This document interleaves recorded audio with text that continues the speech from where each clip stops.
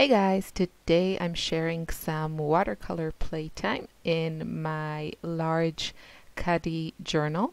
And this journal is quite large. I think it's 30 centimeters on 35 maybe. And it has it's handmade paper that is rough. So lots of texture. I'm not used to, well, most of the time I paint on cold press paper, but I don't know, this time I felt like playing in my large journal. You saw that it's kind of my color play journal it has become. And it's just when I'm wanting to put something on paper and I don't really have, I'm too tired or exhausted or unfocused, then I just play with paints. And because it's so large and has that beautiful texture, it really lends itself nicely for my playtime. So I am taking a class by Angela Fehr, and it's called Sky Clinic, and it's all about, it has some awesome tutorials about, it's focused on painting skies. And after watching the first lesson, I really just felt like playing. Now, I didn't have a lot of time. It was already kind of late in the day, and I have to say I didn't really follow the lesson as Angela so wonderfully breaks it down and explains it, and I was just playing around. But I was definitely, I had all that information in the back of my head. So the few things that I did wrong, I didn't really, I don't keep paper towels in my studio, which I really should, because that's a great way of lifting clouds.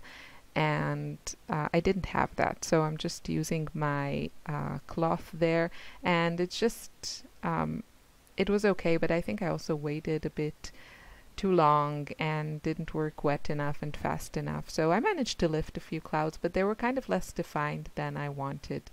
And yeah, I was just having fun. So the colors I'm using, at the beginning I wanted to use the French ultramarine from Schmincke that I have there in that dot card, but it's just, I was silly to think that it would work for such a large surface. And then I just switched to my White Nights ultramarine blue. And the palette is actually a Jane Davenport palette that I took out a couple of paints.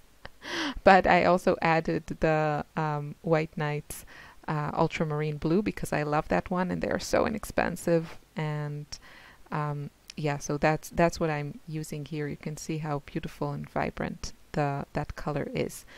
So then I decided to add some shadows to my clouds. And I want to mention that if you want to take one of Angela's classes, I've taken many of her classes. They are fantastic. She has different classes on different subjects, and I have an affiliate link in the description box. So if you like to support both of us, then that's a really great way. I would really appreciate it if you use that link and head on over to her online school and take a class. She has some really great ones. If you want specific recommendations, if you're not sure about a class, I have taken not all of them yet, but many. So if you have a specific question about a specific class, then I'm happy to try and answer. I have learned so much from her and I continue to learn. She also does free tutorials on YouTube every week. I think in the summer now it's going to be a little bit different, but during the year when it's not holiday time, she does online tutorials, on YouTube that are really great. So here I thought, okay, I don't just want to paint sky, I want to give it a little bit of context. So I'm just gonna make some sort of landscape, and it's out of my imagination because I don't remember seeing just this type of purple surface, sadly. I mean, there are like lavender fields, but yeah, this is just my own mind, I guess. So I'm just adding a little bit of purple there. Can't remember. I think I used the one from the Jane Davenport one. I guess I wasn't focused on the video. And then I added a touch of orange. This is translucent or transparent orange from Schminke. It's a gorgeous, gorgeous color that I've been using for quite some time, and it's just beautiful. It's probably one of my favorite oranges. And I'm just adding a little bit more concentrated pigment there on the horizon line and kind of letting it flow. My paper is still quite wet there, so everything can flow nicely. And I was just having a really good time, and I didn't want to stop, so I kept going and filled out a couple more pages. Yeah, so I'm using the purple from Jane's Brights set. And at some point, you know, you should kind of leave it alone and let things dry, but I'm never good at that. So, and here I thought I would start with some white gouache. I know that there is a technique that uses white gouache, but I just didn't have enough time to watch the video that shows it more carefully, so I just painted some clouds with white gouache, and then I went over it with blue, and I had no idea what was going to happen, if the gouache is going to resist or give some sort of texture to it. I don't know. I just felt like trying it and just was playing around. It's a little bit difficult because you can't really see where you put it down. But yeah, so everything was dry, and now I'm just going to add some paint on top of it. And this time I grabbed my little set there of whole pans, and it has a combination. It's mostly White Nights paint, and then a couple of there's the Opera Rose from Winsor & Newton and Cobalt Teal from Lucas, but the other paints are White Nights. And just getting it a bit wetter so that my paint can flow. It really, with this super rough paper, very textured paper, you kind of need more water if you want to get things flowing. Maybe I should have switched to a larger brush. Maybe this brush was a bit too small. It's the number 10 Escoda Versatil rigger brush. So it has a nice long hairs, and it's really lovely to play with. I got that also thanks to Angela Fehr, watching her paint. It's her, I think, her most used brush, and it is really lovely to paint with. And yeah, so I'm just filling it in, and I can like see where the white gouache is. It is a bit resisting my paint. So I'm just adding some more, and yeah, this is just, what can I say, it's just therapeutic.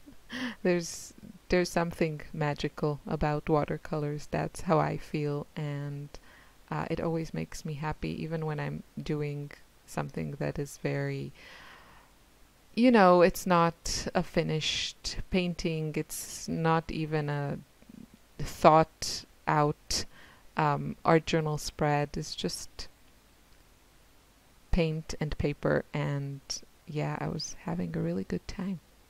And then I started to think about adding you know, clouds or lifting clouds using some sponges.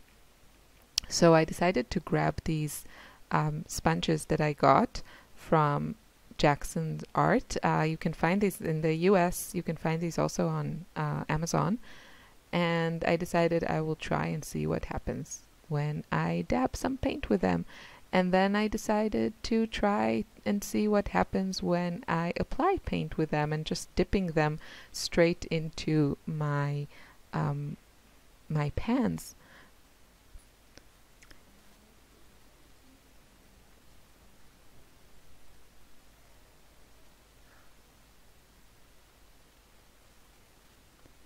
Sorry, I'm having some sound issues. So yeah, then I decided to start using my sponge instead of a brush, and it takes just a little bit time to get the feel of how much water to use and how much paint to use, but it's pretty fun discovering it. And the sponge cleans up super easy. I just dipped it in my big jar of water there and, you know, squeezed all the water out, and it was completely clean, like new. And yeah, you can see that slowly I'm getting braver and braver with the amount of pigment, but it needs, it takes a little bit time sometimes to build up the color, and I'm just showing you how perfectly clean the sponge is. Sometimes with watercolors, you need to go back and add more layers to really build up the color intensity. And I was just playing with it, and I have to say I really like the result. My daughter has a play date, and they're being quite loud. Anyway, trying to focus. So I'm just using I'm using cobalt blue. That's my blue color here.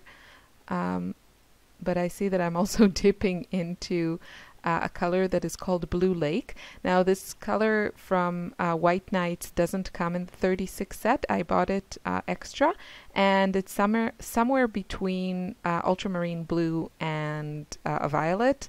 So it's just a little bit more purplish than ultramarine. It's also not really light fast, but I really like it. And this, as you see, is in a journal, so I don't really care about light fastness. And yeah, I'm just building the color. The pink is, I think I'm using here both Opera Pink from Winsor & Newton and the quinacridone rose that comes in the 36 full pan set. The palette I'm using, if I didn't mention it, I'm sorry, I'm doing this voiceover over a couple of days, just trying to finish it. So this palette is the White Nights 12 full pans palette, and it's very inexpensive, and I think it's really great value. However, I wanted to change the colors a little bit because it comes with some earth tones that I never use, and yeah, I just wanted to include some of my favorite colors. So some of these don't come in the original set. And you can see this is also a fun way to mix the colors. You can have your sponge with a little bit pink in it and then dip it in the yellow, and you'll get a nice orange without, you know, working it at it too much. And now I decided to kind of go back to that whole idea of clouds. This somehow looked like some sort of a very abstract landscape.